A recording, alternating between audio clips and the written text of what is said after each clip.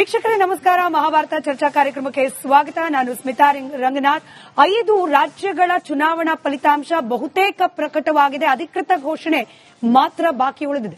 ಪಶ್ಚಿಮ ಬಂಗಾಳದಲ್ಲಿ ದೀದಿ ಔಟ್, ನೂತನ ಅಧಿಕಾರಿ ಇನ್ನನ್ನೋ ರೀತಿಯ ಪರಿಸ್ಥಿತಿ ಇದ್ರೆ, ಸನಾತನವನ್ನ ಎರಾಡಿಕೇಟ್ ಮಾಡ್ತೀನಿ ಅಂದವರನ್ನ ತಮಿಳುನಾಡಿನ ಮತದಾರರು ಎರಾಡಿಕೇಟ್ ಮಾಡಿದ್ದಾರೆ. ವಿಜಯ್ ಅವರ ವಿಸಲ್ ಸದ್ದು ಮಾಡ್ತಾ ಇದೆ ತಮಿಳುನಾಡಿನಾದ್ಯಂತ. ಕೇರಳದಲ್ಲಿ ಯುಡಿಎಫ್ ನೇತೃತ್ವದ ಸರ್ಕಾರ ರಚನೆಗೆ ಕ್ಷಣಗಣನೆ ಪ್ರಾರಂಭವಾಗಿದೆ. ಪುದುಚೇರಿ ಹಾಗೆ ಅಸ್ಸಾಂನಲ್ಲಿ ಮುಂದುವರಿಯುತ್ತೆ ಹಿಂದಿದ್ದ ಸರ್ಕಾರ. ಇನ್ನು ನಮ್ಮ ರಾಜ್ಯದಲ್ಲಿ ಕಾಂಗ್ರೆಸ್ 2 ಕ್ಷೇತ್ರಗಳನ್ನ ಮತ್ತೊಮ್ಮೆ ತನ್ನ ತೆಕ್ಕೆಗೆ ತೆಗೆದುಕೊಳ್ಳುವಲ್ಲಿ ಯಶಸ್ವಿಯಾಗಿದೆ. ಇವತ್ತಿನ ಚರ್ಚೆಯಲ್ಲಿ ಬಹಳ ಪ್ರಮುಖವಾಗಿ ಗೆಲುವು ಲಭ್ಯವಾಯಿತು. ದಕ್ಕಿರುವ ಗೆಲುವಿನ ಹಿಂದಿನ ಪ್ರಯಾಸ ಯಾವ ರೀತಿ ಇತ್ತು, ಇದರ ಪರಿಣಾಮ ಮುಂಬರಲಿರುವ ಚುನಾವಣೆಗಳ ಮೇಲೆ ಯಾವ ರೀತಿ ಇರುತ್ತೆ ಅನ್ನೋದು, ಪಶ್ಚಿಮ ಬಂಗಾಳದ ಚುನಾವಣೆಯ ಗೆಲುವು ಬಿಜೆಪಿ ಪಾಲಿಗೆ ಎಷ್ಟು ಐತಿಹಾಸಿಕ ಪ್ರಮುಖ, ಹಾಗೆ ಈ ಗೆಲುವಿನಿಂದ ಮತ್ತೊಮ್ಮೆ ಸ್ಟ್ರಾಂಗ್ ಆದ್ರ ಮೋದಿ ಅವರು ಅನ್ನೋ ಪ್ರಶ್ನೆ. ತಮಿಳುನಾಡಿನಲ್ಲಿ 50 ವರ್ಷಗಳ ದ್ರಾವಿಡ ಸಂಸ್ಕೃತಿಯ ರಾಜಕೀಯ ಬದಲಾವಣೆ ಆಗ್ತಾ ಇದೆ. ಇದರ ಪರಿಣಾಮ ದಕ್ಷಿಣದ ರಾಜ್ಯಗಳ ಮೇಲೆ ಯಾವ ರೀತಿಯಾಗಿ ಬೀಳುತ್ತೆ, ಎಷ್ಟೇ ಪ್ರಯಾಸ ಪಟ್ಟರೂ ಕೂಡ ದಕ್ಷಿಣದಲ್ಲಿ ಖಾತೆಯನ್ನ ತೆರಲಿಕ್ಕೆ ಬಿಜೆಪಿಗೆ ಸಾಧ್ಯವಾಗ್ತಿಲ್ಲ. ಯಾಕೆ? ಎಲ್ಲಾ ಆಯಾಮದಲ್ಲಿ ಚರ್ಚೆಯನ್ನ ಪ್ರಾರಂಭ ಮಾಡ್ತಾ, ಚರ್ಚೆಯಲ್ಲಿ ಬಿಜೆಪಿ ಎಂಎಲ್ಸಿಯಾದ ಪ್ರತಾಪ್ ಸಿಂಹ ನಾಯಕ್ ಅವರಿದ್ದಾರೆ. ಕಾಂಗ್ರೆಸ್ ವಕ್ತಾರರಾದ ನಟರಾಜ್ ಗೌಡ್ರು ಹೊರಗಿನಿಂದ ಸಂಪರ್ಕದಲ್ಲಿದ್ದಾರೆ. ಜೆಡಿಎಸ್ ವಕ್ತಾರರಾದ ದೇವರಾಜ್ ಅವರಿದ್ದಾರೆ. ರಾಜಕೀಯ ವಿಶ್ಲೇಷಕರಾದ ಸುಧಾಕರ್ ಹೊಸಳ್ಳಿ ಅವರು, ಮೋಹನ್ ಚಿತ್ತಾಳಿ ಅವರು, ಹಾಗೆ ಹರೀಶ್ ರಾಮಸ್ವಾಮಿ ಅವರು ಕೂಡ ಹೊರಗಿನಿಂದ ಕನೆಕ್ಟೆಡ್ ಇದ್ದಾರೆ.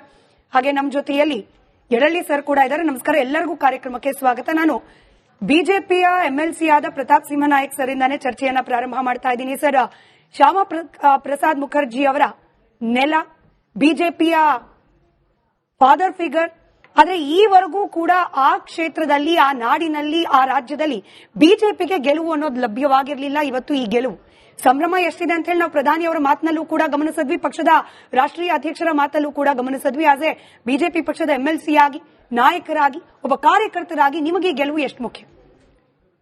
ಬಹಳ ಮುಖ್ಯ. ಬರೀ ಪಾರ್ಟಿಯ ದೃಷ್ಟಿಯಿಂದಲ್ಲ, ಭಾರತದ ದೃಷ್ಟಿಯಿಂದಲೇ ಪಶ್ಚಿಮ ಬಂಗಾಳದ ಗೆಲುವು ಬಹಳ ಮಹತ್ವವನ್ನ ತೆಗೆದುಕೊಳ್ತದೆ. ಶ್ಯಾಮಾ ಪ್ರಸಾದ್ ಮುಖರ್ಜಿ ಅವರು ನಮ್ಮ ಸಂಸ್ಥಾಪಕರು. 1951ನೇ ಇಸ್ವಿಯಲ್ಲಿ ಅಕ್ಟೋಬರ್ 21ರಂದು ಭಾರತೀಯ ಜನಸಂಘ ಪ್ರಾರಂಭ ಆದ ಮೇಲೆ 52ರ ಚುನಾವಣೆಯಲ್ಲಿ ಭಾರತೀಯ ಜನತಾ ಪಾರ್ಟಿಗೆ 3 ಸೀಟು ಸಿಕ್ಕಿತ್ತು. ಅದರಲ್ಲಿ 2 ಸೀಟು ಅದು ಪಶ್ಚಿಮ ಬಂಗಾಳದಿಂದಲೇ, ಮತ್ತು ಮೊದಲ ನಮ್ಮ ಅಧ್ಯಕ್ಷರು ಕೂಡ ಆ ಚುನಾವಣೆಯಲ್ಲಿ ಗೆದ್ದಿದ್ರು. ನಾನು ಭಾರತದ ದೃಷ್ಟಿಯಿಂದ ಯಾಕೆ ಅಂತೇಳಿ ಹೇಳ್ತಾ ಇದ್ದೇನೆ ಅಂತ ಹೇಳಿದ್ರೆ, ಪಶ್ಚಿಮ ಬಂಗಾಳ ಒಂದು ಅರ್ಥದಲ್ಲಿ ಇತ್ತೀಚಿನ ದಿನಗಳಲ್ಲಿ ಅದು ಭಾರತದ ಅಂಗವೇ ಅಲ್ಲವೋ ಅನ್ನುವ ರೀತಿಯಲ್ಲಿ ಅದು ತನ್ನ ನಡವಳಿಕೆಯಿಂದ ತೋರಿಸಿಕೊಳ್ತಾ ಇತ್ತು.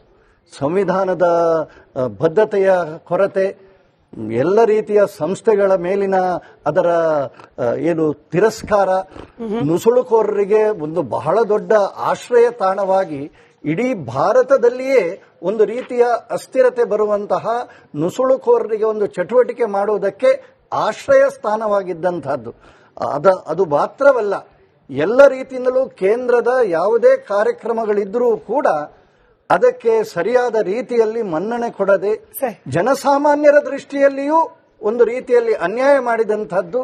ತನ್ನ ದರ್ಪದ ಕಾರಣಕ್ಕೆ, ತನ್ನ ಭ್ರಷ್ಟಾಚಾರದ ಕಾರಣಕ್ಕೆ, ತನ್ನ ಏನು ಆಡಳಿತದ ವ್ಯವಸ್ಥೆಯಲ್ಲಿ ತೋರಿಸಿದಂತಹ ಅನಾಚಾರದ ಕಾರಣಕ್ಕೆ ಇವತ್ತು ಜನತೆ ಸರಿಯಾದ ಉತ್ತರವನ್ನು ಕೊಟ್ಟಿದ್ದಾರೆ. ಈ ಹಿನ್ನೆಲೆಯಲ್ಲಿ ಅಖಂಡ ಭಾರತ ಅಥವಾ ಭಾರತದ ಅಸ್ಮಿತೆಯ ದೃಷ್ಟಿಯಲ್ಲಿಯೂ ಕೂಡ, ಭಾರತೀಯತೆಯ ಉಳಿವಿನ ದೃಷ್ಟಿಯಲ್ಲಿಯೂ ಕೂಡ ಈ ಪಶ್ಚಿಮ ಬಂಗಾಳದ ಚುನಾವಣೆ ಒಂದು ರೀತಿಯಲ್ಲಿ ಒಂದು ದೊಡ್ಡ ಬದಲಾವಣೆಯ ಪರ್ವವನ್ನ ಪ್ರಾರಂಭ ಮಾಡಿದೆ ಅಂತ ಹೇಳಿ ನಾನು ತಿಳ್ಕೊಳ್ತೇನೆ. ಕಾಂಗ್ರೆಸ್ ಪಕ್ಷದ ವಕ್ತಾರರಾದ ನಟರಾಜ್ ಗೌಡ್ರು ಮುಗುಳ್ನಗೆಯನ್ನ ಬೀರ್ತಾ ಇದ್ದಾರೆ. ಬಟ್ ಬಿಜೆಪಿ ಪಾಳೆಯದ ಸೋಷಿಯಲ್ ಮೀಡಿಯಾ ಹ್ಯಾಂಡಲ್ಗಳಲ್ಲಿ ನಟರಾಜ್ ಗೌಡ್ರೆ ತಮ್ಮ ಗಮನಕ್ಕೆ ಕೂಡ ಬಂದಿರಬಹುದು, ಪಶ್ಚಿಮ ಬಂಗಾಳದ ಗೆಲುವಿನ ಕ್ರೆಡಿಟ್ ಅನ್ನ ರಾಹುಲ್ ಗಾಂಧಿ ಅವರಿಗೆ ನೀಡುತ್ತಿದ್ದಾರೆ. ರಾಹುಲ್ ಗಾಂಧಿ ಅವರು ವೇದಿಕೆ ಮೇಲೆ ನಿಂತ್ಕೊಂಡು ಕರಪ್ಟ್ ಗವರ್ಮೆಂಟ್ ಮಮತಾ ಬ್ಯಾನರ್ಜಿ ಅವರದ್ದು, ಈ ಕರಪ್ಷನ್ ನಿಂದಾಗಿಯೇ ಬಿಜೆಪಿಯವರಿಗೆ ರಹದಾರಿಯನ್ನ ಮಾಡಿಕೊಳ್ಳಲಾಗ್ತಿದೆ ಅಂತ ಹೇಳಿ ಭಾಷಣ ಮಾಡಿ ಬಿಜೆಪಿಗೆ ಅನುಕೂಲ ಮಾಡಿಕೊಟ್ರು ಅನ್ನೋ ಚರ್ಚೆ ಸಾಮಾಜಿಕ ಜಾಲತಾಣದಲ್ಲಿ.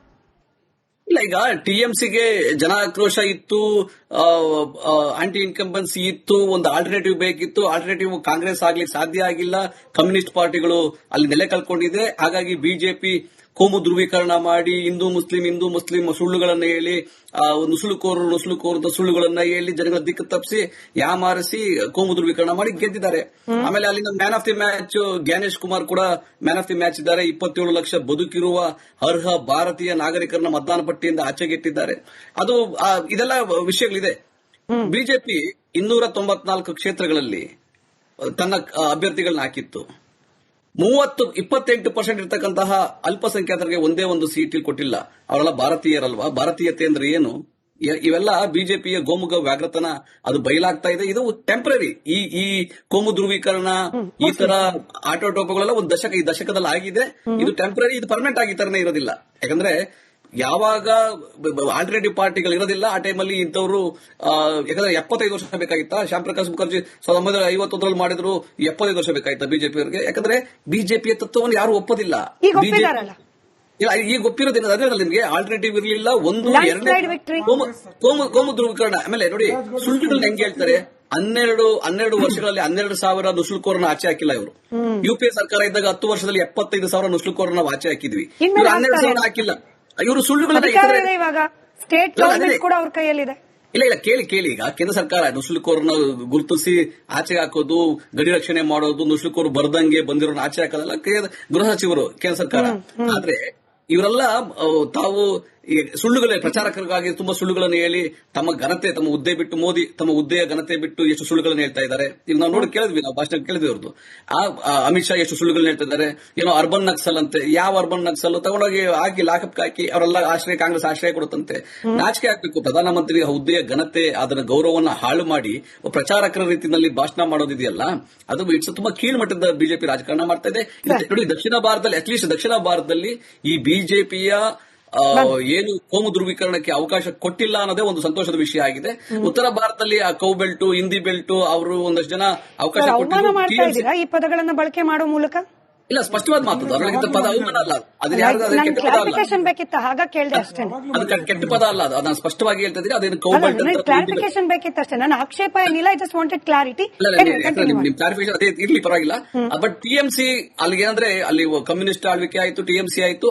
ಕಾಂಗ್ರೆಸ್ ನಾವು ಫೇಲ್ ಆಗಿದ್ದೀವಿ, ನಾವು ಒಂದು ಆಲ್ಟರ್ನೇಟಿವ್ ಆದ ಪಕ್ಷವಾಗಿ ಉಳ್ಕೊಂಡಿರಲಿಲ್ಲ ನಾವು, ಹಾಗಾಗಿ ಬಿಜೆಪಿ ಏಳಿಗೆ ಆಗಿದೆ.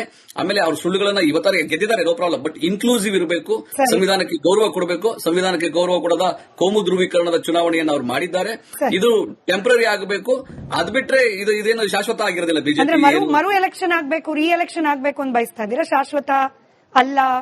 5 years ಇರ್ತಾರೆ, 10 years ಇರ್ತಾರೆ. ಈ ಕೋಮು ಧ್ರುವೀಕರಣ ಜನ ಎಕ್ಸ್ಪೋಸ್ ಆಗ್ಬಿಡುತ್ತೆ. ಈಗ ಡಬಲ್ ಇಂಜಿನ್ ಬಂದದಲ್ಲ, ಇವಾಗ ನಾಳೆಯಿಂದ ಕೇಳ್ತಾರೆ ಎಲ್ಲಪ್ಪ ನುಸುಳುಕೋರ್ನ ಆಚೆಗೆ ತಾಕಪ್ಪ ಅಂತ ನಾಳೆಯಿಂದ ಕೇಳ್ತಾರೆ ಜನ. ಸರಿ, ಆಯ್ತಾ?